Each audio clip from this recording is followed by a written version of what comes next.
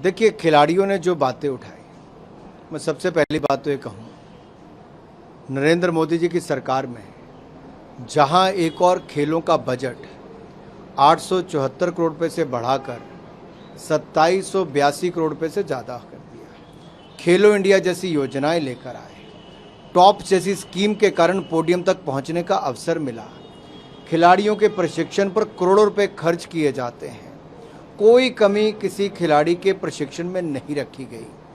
300 बड़े खेल इंफ्रास्ट्रक्चर पूरे देश भर में बनाए जा रहे हैं जो लगभग 2700 करोड़ रुपए की लागत से बन रहे हैं। ये सब खिलाड़ियों की जो उम्मीदें हैं उनसे ज़्यादा करने का हमने काम, एक प्रयास था हमारा। अभी हम और करना चाहते हैं, भारत को खेलों के क्षेत्र में और मजबूत बनाना चाहते हैं। लेकिन जहाँ तक खिलाड़ियों की मांग, कुछ खिलाड़ियों की मांग जो रेसलिंग के क्षेत्र में है, उन्होंने जब कहा कि उनके साथ गलत व्यवहार हुआ तो कमेटी का गठन किया गया, उनसे चर्चा करके किया गया। रात के 2 बजे इसकी घोषणा हुई, कमेटी के मेंबर्स बनाए गए, उन्होंने एडिशन करने के वो भी किया गया। कमेटी ने अपनी रिपोर्ट दी, निष्पक्ष जांच की। उसके बाद दिल्ली पुलिस ने एफआईआर दर्ज की, सुप्रीम कोर्ट तक गए तो वो भी सुप्रीम कोर्ट ने केस सुन के फिर मैजिस्ट्रेट तक जाने के लिए कहा। जो कहा, हर गोल पोस्ट अगली बार अगला गोल पोस्ट होता चला गया। हमने कहीं पे कोई कमी नहीं छोड़ी, खुले मन के साथ, खुले विचारों के साथ उनकी बात सुनी भी गई। जांच भी पुलिस कर रही है और देश भर में आप 75 साल का इतिहास उठाकर देखिए, कभी भी कोई ऐसी रिपोर्ट, कोई भी ऐसी आरोप लगते हैं तो जांच होती है, जांच होने के बाद उचित कार्रवाई होती है। तो जांच पूरी होने दीजिए। आप प्रदर्शन अगर आपको नहीं लगता आप उसके बाद भी कर सकते हैं, लेकिन आपको सुप्रीम कोर्ट पे, पुलिस पे, खेल विभाग पे, किसी पे विश्वास तो करना पड़ेगा। हम भी चाहते हैं खिलाड़ियों ने जो बात उठाई है उसकी निष्पक्ष जांच हो और जांच के बाद उचित कार्रवाई हो। पुलिस जांच कर रही है, जांच पूरी होने का इंतज़ार करना चाहिए।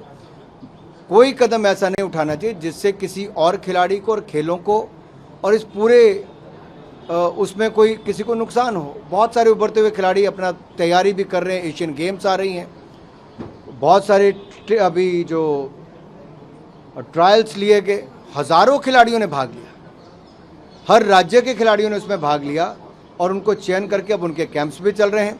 हम जल्द ही एशियन गेम्स में जो खिलाड़ी भाग लेना चाहते हैं उनके लिए ट्रायल्स भी करने वाले हैं और जो WFI है, निकट भविष्य में उसके चुनाव भी होंगे, एक नई बॉडी भी चुनकर आएगी।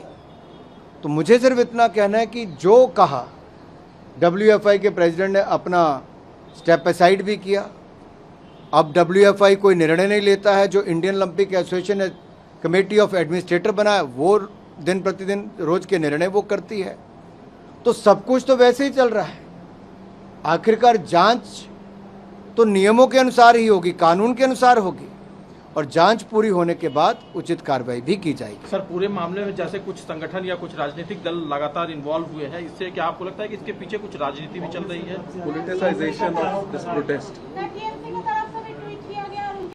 तमाम जो विपक्ष के नेता है वो बार बार संपर्क कर रहे हैं खिलाड़ियों से। सर, आप अपील करते हैं दोबारा कि वो धरना प्रदर्शन से मैं 2 बातें कहूँगा। पहला प्रश्न आपका है कि राजनीतिक दलों, मैं इतना ही कहूँगा, खिलाड़ियों ने स्वयं कहा था जनवरी महीने में कि ये प्लेटफॉर्म राजनीति करने के लिए नहीं है और किसी राजनीतिक दल को चाहते भी नहीं है।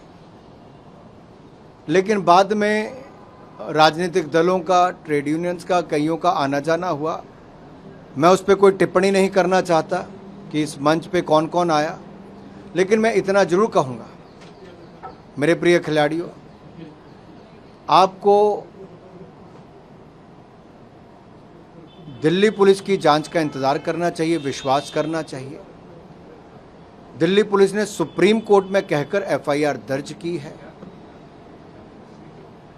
और उचित यही होगा कि आप जब तक ये जांच पूरी ना हो तब तक इस तरह का कोई भी कदम ना उठाएं जिससे खेल या किसी खिलाड़ी या किसी को कोई ठेस पहुंचे।